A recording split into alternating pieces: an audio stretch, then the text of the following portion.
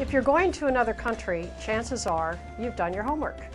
You're familiar with the map, you've searched for hotels, you know the value of the currency, you've checked the climate. You've even studied how to count to 10 and say thank you. That's the easy stuff. What's really tough? Well, how do you avoid those pitfalls of offending people by mistake? It's so easy to say something, gesture in some way, or do something that is normal in your own culture that will shock or offend or confuse the people you're visiting. In the next few minutes, relax and enjoy watching how easy it is to make a cultural mistake, a gaffe, a faux pas, anywhere in the world.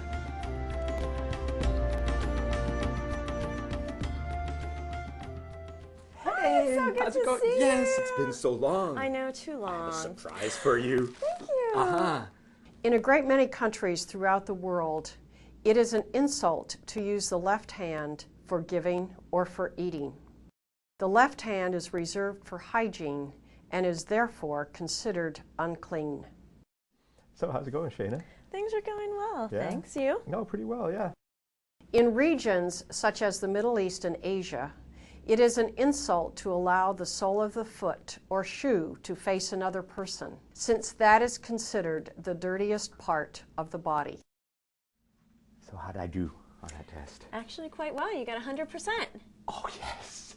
In many countries around the world, giving a thumbs up sign is an obscene gesture. Avoid it wherever you are, unless you're sure it's acceptable.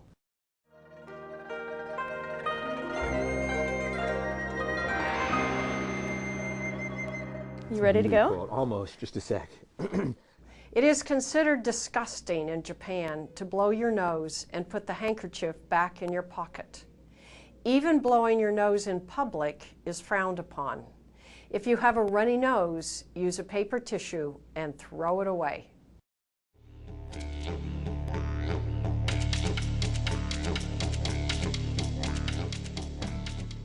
You decided what you'd like for the entree? Yes, I'm going to do the sirloin steak, please. Sirloin for the entree?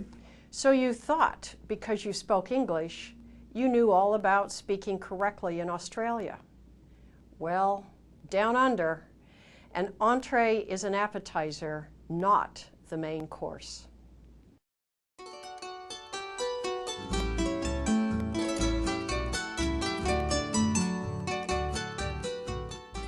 Hey, I need to talk with you ahead of the staff meeting, if that's all right. Yeah, that'll be fine, no Sure, problem. yeah. I just wanted to touch base about the presentation. In Mexico and many other places, it is typical for a conversation to occur between two people close together. It is unfriendly to back away.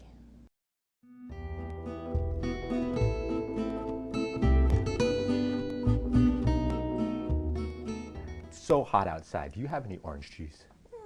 Ah, okay. How about, I know, I saw the lemons outside, lemonade. How about some lemonade? Well, what do you have? What's the failure of communication here? In Bulgaria, a shake of the head means yes, and a nod means no. Who knew? This is also true in other parts of Eastern Europe and the Middle East.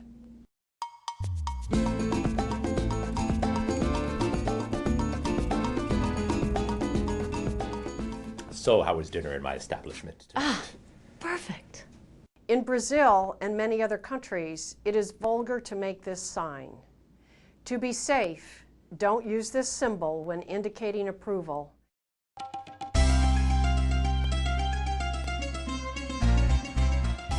Hey, how's it going? I haven't seen you in eons. In Kazakhstan, it is rude and strictly taboo to sit on the edge of a desk or table.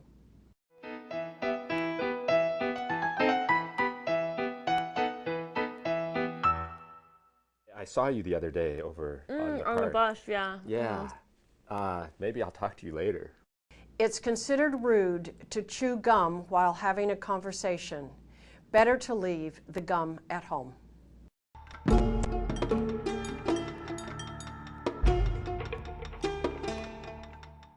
In Nepal and other areas of South Asia, People treat books with great respect. You don't throw a book around carelessly, put a book on the ground, step over it, mark on it, or in any other way handle it roughly.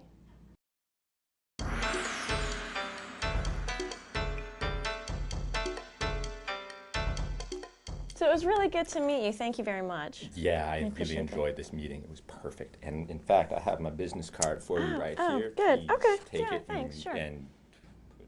It is considered an insult to take someone's business card and put it in your back pocket. It's much safer to put it into an attaché case or your front pocket. Yeah, so I'm glad to hear that your trip was a success. I'd love to see the pictures. Oh Please yeah, do. you know, I have some outside. Just a okay, sec. I'll go great, get yeah. them. Yeah, it's really good.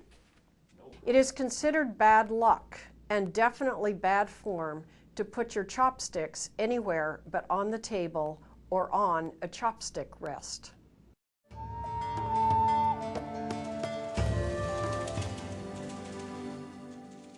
Yeah, right this way, madame.